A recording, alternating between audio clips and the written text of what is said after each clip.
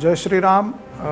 मी हा माझा संपूर्ण म्हणजे ज्याला आपण कार्यामध्ये आहोत, ॲक्टिव्ह पार्टिसिपेट आहोत. कुंभमेळा हा माझा स्वतःचा चौथा कुंभमेळा आणि मी श्री महंत होऊन ॲक्च्युली पाहत असलेला हा तिसरा कुंभमेळा आहे. मग एकूण 4 कुंभमेळे मी फक्त नाशिकचे पाहिले आणि एकूण भारतभरामध्ये आत्तापर्यंत आम्ही ज्याला शाही स्नान म्हणूया 48 स्नानं आमची त्या ठिकाणी झाली आहेत. ही जी जागा आहे ही पहिल्यांदा आपण जर पाहिलं तर 2 मिनटं अगदी मला द्या. नारायणदास महंत नारायणदास आमचे जे दिगंबर आखाड्याचे होते त्यांनी ही 38 एकर जागा महानगरपालिकेने त्यांच्याकडनं ॲक्विजिट केली.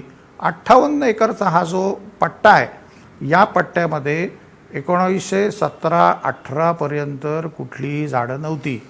यापूर्वी त्या ठिकाणी तिन्ही आखाड्याचं वास्तव्य असे. साधारणतः 2003 साली आमचे जे खालसे असतात त्या खालशापैकी निर्वाणी आखाडा, निर्मोही आखाडा आणि दिगंबर आखाडा याचे 550 श्रीमहंत असतात. या 550 श्रीमहंतांना 200 मीटर बाय 200 मीटरची जागा अलॉट केली जाते आणि इथून गंगेवरती येणारा जो आमचा शाही प्रोसेस आहे याला 3 तास लागतात, पुन्हा 3 तास जायला. त्यामुळे आम्ही सकाळी 6ला सुरुवात करतो, साधारण 10 वाजेपर्यंत आमची स्नानं संत महात्म्यांची आवरली पाहिजे आणि मग येणाऱ्या भाविकांची स्नानं सुरू होतात. आता तिथे गंमत अशी झाली की त्या जागेवरती एन्क्रोचमेंट सुरू झालं. तिथे कोणी डम्पिंग काही आणून टाकायला लागलं, झोपड्या बसायला लागल्या, अन्य काही बसायला लागले.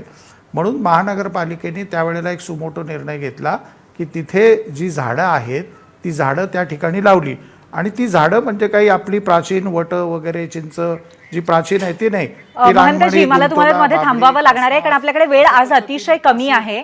आज आपल्याकडे चर्चेसाठी वेळ फारच कमी आहे महंतजी. परंतु मला मान्य आहे, परंतु मला तुम्हाला असं विचारायचं आहे की जरी ती झाडं नंतर लावण्यात आलेली असली तरी सुद्धा ती झाडं तोडण्याला दुसरा काही पर्याय नाही आहे का? कारण आता तरी सुद्धा तरारलेली झाडं आहेत ती आणि म्हणून हा महत्वाचा मुद्दा आहे. त्या झाडाचं मुळासकट तिथून काढून रिप्लांटेशन करता येत आहे आपल्याला.